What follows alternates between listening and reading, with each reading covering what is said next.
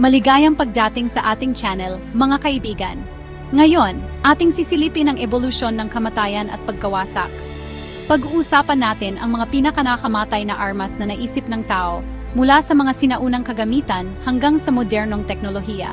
Ating tatalakayin kung paano nabuo ang mga armas na ito, ang kanilang gamit, at ang kanilang epekto sa digmaan at sibilisasyon.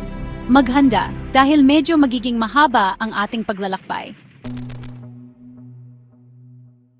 Simulan natin sa isang tunay na nagpabago sa lahat, ang machine gun. Isipin mo na ikaw ay isang batang sundalo noong unang digmaang pandaigdig, nakakulong sa isang trinsera, at narinig mo ang walang tigil na ugong ng machine gun. Bago ang machine gun, mayroon lamang mga single-shot rifles at maunang machine gun na madalas masira. Natuklasan ni Hiram Maxim ang isang paraan upang gamitin ang recoil para automatikong mag-reload ang baril. Nakakapagpaputok ito ng 500 ba kada minuto, sunod-sunod na pinapatumba ang mga kalabang sundalo. Hindi matatawaran ang epekto ng armas na ito noong unang digmaang pandaigdig. Ginawa nitong parang gilingan ng karne ang mga larangan ng digmaan, lalo na sa mga labanan tulad ng Somme. Binago ng machine gun ang pakikidigma, ginawa itong parang industriya, walang personalan, at mas nakamatay. Nagpasimula ito ng isang bagong panahon ng digmaan, kung saan ang teknolohiya ay may malaking papel na may mga nakapipinsalang resulta. Mula sa isang nagpabago sa lahat, pag-usapan naman natin ang mga armas nuklear. Alam nating lahat ang katakutan sa Hiroshima at Nagasaki, ang napakalaking kapangyarihang pinakawalan ng mga armas na ito. Pinag-uusapan natin ang paghahati ng atom, pagpapakawalan ng enerhiya sa isang hindi maipaliwanag na laki. Noong Cold War, ang US at ang Soviet Union ay gumawa ng napakaraming armas, mga hydrogen bomb na libo-libong beses na mas malakas kaysa sa mga ibinagsak sa Japan. Ang banta ng nuclear annihilation ay nanatili sa loob ng mga dekada at umiiral pa rin ngayon. Ang pag-iisip na ang mga armas na ito ay mapupunta sa maling kamay ay isang bangungot. Hindi lamang ito tungkol sa agarang pagkawasak. Ang nuclear winter at pangmatagalang epekto sa kapaligiran ay mga alalahanin din. Dapat tayong makahanap ng paraan upang mag-disarm at magtulungan sa buong mundo upang matiyak na hindi na ito mangyayari muli. Ang kinabukasan ng sangkatauhan ay maaaring nakasalalay dito.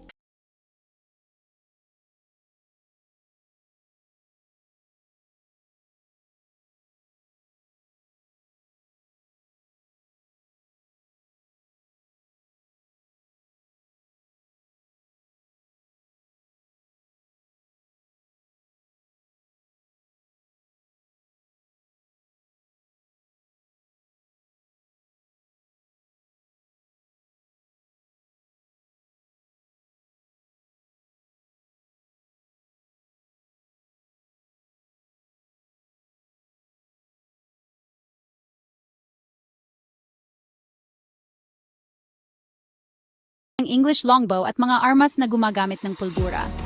Ang paglitaw ng mga kanyon at musket ay tuluyang nagpawala ng saysay sa mga kabalyero na nakasuot ng mabibigat na baluti.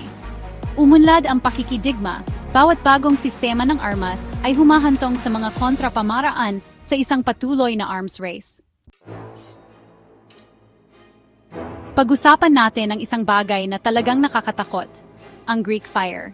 Ang likidong incendiary weapon na ito ay isang mahigpit na binabantayang sikreto at talagang mapaminsala.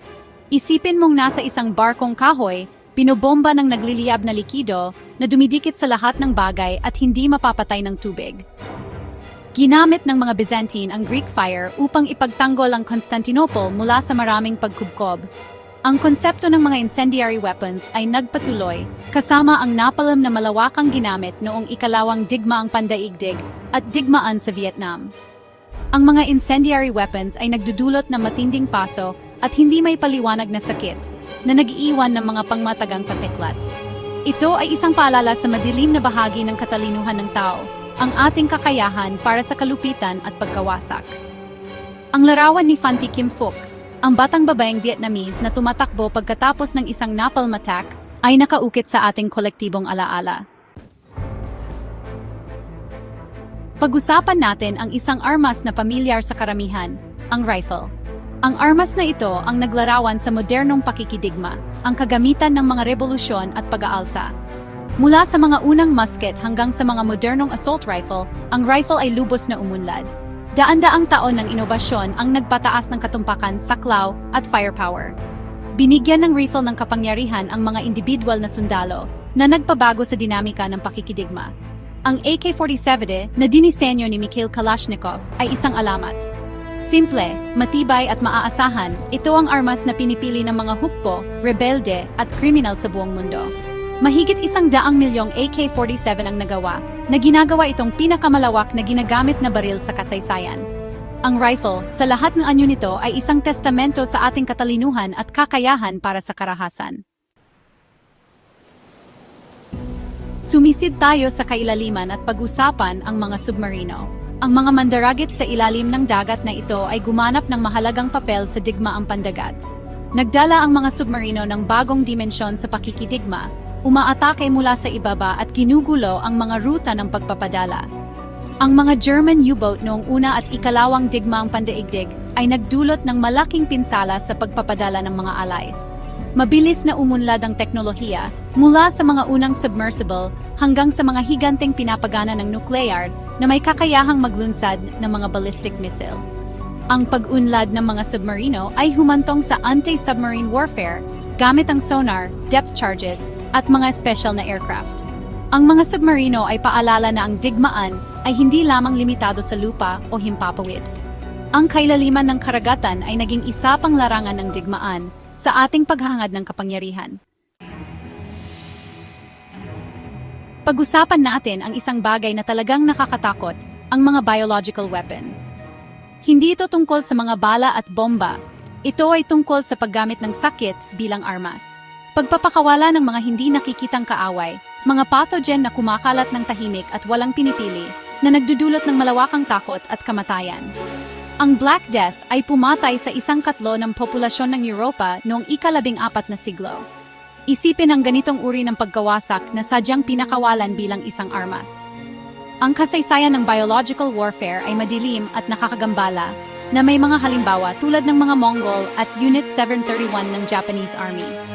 Ang mga modernong biological weapons ay nagdudulot ng malaking banta sa kabila ng mga internasyonal na kasunduan na nagbabawal sa mga ito. Ang ilang mga bansa at grupo ay aktibo pa ring nagsasaliksik at bumubuo ng mga armas na ito. Ang ating pinakamalaking kalakasan, ang ating katalinuhan, ay maaari ding maging ating pinakamalaking kahinaan. Hanggang dito na lang muna mga kaibigan. Marami tayong natalakay mula sa mga sinaunang armas hanggang sa mga makabagong kasangkapan ng pagkawasak. Sana, sa pamamagitan ng pag-unawa sa kasaysayan ng mga armas na ito, matuto tayo sa ating mga pagkakamali at magsumikap para sa isang mas mapayapang kinabukasan. Salamat sa pagsama sa akin sa paglalakbay na ito sa madilim na bahagi ng kasaysayan. Huwag kalimutang mag-like, mag-subscribe at pindutin ang bell icon para sa higit pang paggalugad sa mundo ng mga armas, digmaan, at ang kalagayan ng tao. Manatiling mahusisa, mga kaibigan.